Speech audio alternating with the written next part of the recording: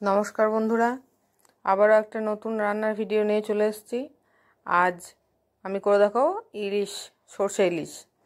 তো আপনাদের প্রত্যেককে আমার চ্যানেলে স্বাগত জানিয়ে আমি আমার ভিডিওটা শুরু করলাম। তো স্কিপ না করে পুরো ভিডিওটা দেখতে থাকুন, আর ভালো লাগলে অবশ্যই লাইক, শেয়ার, সাবস্ক্রাইব করতে কিন্তু ভুলবেন না। তো প্রথমেই আমি এখানে 1 কিলো মতন ইলিশ মাছ আছে। তো পুরোটা আমার লাগবে না, যতটা লাগবে ততটা আমি আজকে রান্না করব। তো সর্ষে ইলিশ একটা খুব বাঙালির খুব প্রিয় খাবার, ইলিশটাই বাঙালির খুব প্রিয় খাবার। তো তার জন্যে খুব সহজ পদ্ধতিতেই আজ আমি ইলিশ রান্নাটা করে দেখাবো। তো প্রথমেই অল্প পরিমাণ কিছুটা তেল দিয়ে দিলাম, তাতে একটু কালো জিরে ফোড়ন দিয়ে দিলাম, কারণ কালো জিরে ছাড়া কিন্তু ইলিশ রান্না হয় না। ইলিশ রান্নাতে কিন্তু কালো জিরে ফোড়ন দিতে হয়। এবার এর মধ্যে আমি সর্ষে আর পোস্ত বেটে রেখেছিলাম, সর্ষেটাই বেশি দিয়েছি, পোস্তটা কম পরিমাণে দিয়েছি। তো এটা বেটে রাখা সর্ষে, পোস্ত আর সামান্য একটু হলুদও ওর মধ্যে মিশিয়ে আমি এর মধ্যে তেলের মধ্যে দিয়ে দিলাম। এবার এটাকে একটু বেশিক্ষণ না, জাস্ট 2-3 মিনিট মতন কিন্তু আমাকে কষাতে হবে, কারণ সর্ষে বেশিক্ষণ কষালে তেঁতো হয়ে যায়। তো একটু কষিয়ে নিয়েই কিন্তু বাটির মধ্যে যে সর্ষে বাটার যে বাটিটা ছিল তার মধ্যে একটু জল দিয়ে ওর মধ্যে দিয়ে দিলাম।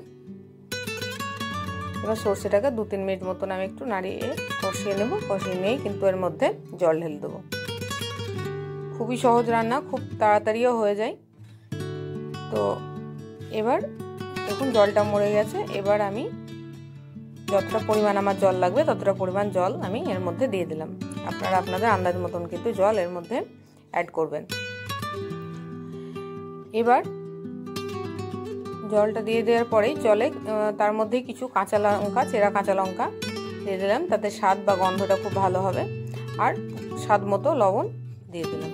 এবার যখন দেখলাম যে ঝোলটা ফুটে এসছে, তখনই কিন্তু এর মধ্যে আমি মাছগুলো কাঁচাই ছেড়ে দেবো, কারণ ইলিশ ভাজা থেকে কাঁচাটাই খেতে বেশি ভালো, বেশি স্বাদ হয়। তো মাছগুলো এবার আমি সব একটা একটা করে এর মধ্যে ছেড়ে দিলাম।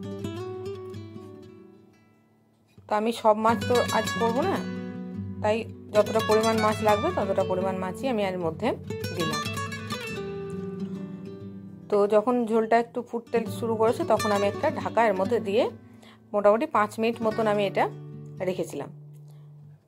তো 5 মিনিট হয়ে গেলেই আমি কিন্তু গ্যাসের ফ্লেমটাকে অফ করে দিয়েছিলাম, আর অফ করে দিয়েই 5 মিনিট আরও রেখে আমি এবার ঢাকনাটা খুলছি। দেখুন কালারটা কত সুন্দর এসছে, আর অপূর্ব একটা গন্ধ বেরিয়েছিল ইলিশের। আর আমার রান্নাটাও হয়ে গেছে। তো কত সোজা দেখতেই পেলেন বন্ধুরা যে রান্নাটা বেশিক্ষণ সময় লাগে না, 10 থেকে 15 মিনিট খুব বেশি হলে। তাছাড়া তারও কম সময়েও কিন্তু হয়ে যেতে পারবে। এবার অল্প একটু কাঁচা সর্ষের তেল দিয়ে আমি রান্নাটা শেষ করব।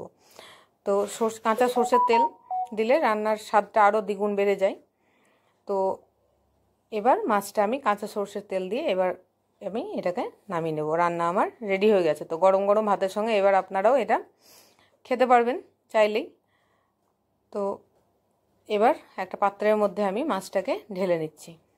তো দেখুন কত সহজ, কত সোজা, কত তাড়াতাড়ি রান্নাটা হয়ে গেল। তো কেমন লাগলো বন্ধুরা ভিডিওটা অবশ্যই কমেন্টের মাধ্যমে জানাবেন। আর আমার রান্নার যে ডেসক্রিপশন বক্স আছে সেখানে, চ্যানেলে যে ডেসক্রিপশন বক্স আছে সেখানে আমি রান্নার যে ইনগ্রিডিয়েন্টসগুলো সেগুলো দিয়ে দেবো, আপনারা চাইলে সেখান থেকে দেখে নিতে পারেন। তো আজকের মতো এখানেই বন্ধুরা, আজ আর না, ভালো থাকবেন, সুস্থ থাকবেন, আর আমার ভিডিওগুলো দেখতে থাকবেন। টাটা।